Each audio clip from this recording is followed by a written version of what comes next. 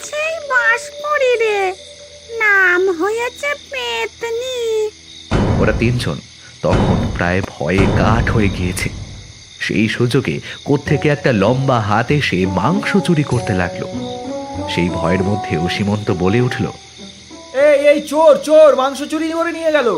একটা কালো লিকলিকে লম্বা লম্বা ভূত সামনে উদয় হয়ে ভ্যাঁ ভ্যাঁ করে কাঁদতে কাঁদতে বলল, মান সম্মান রইল না রে, হলো না রে পুণ্যি, তোরাও আমায় চোর বললি, আমি চোরাচন্নি। এমন সময় একটা গাছ থেকে গেছো ভূত নেমে এসে বলল,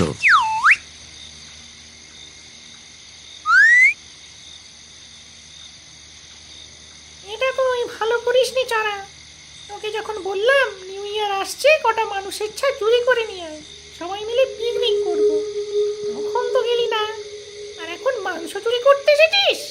তেঁতুল গাছের মগডাল থেকে পা ঝুলিয়ে পেতনি বলল, ভুল করেছিস, চুরি করেছিস, পেতেই হবে শাস্তি।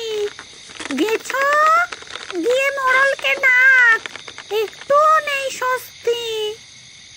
পেতনির কথা শুনে কেছো গেল চলে।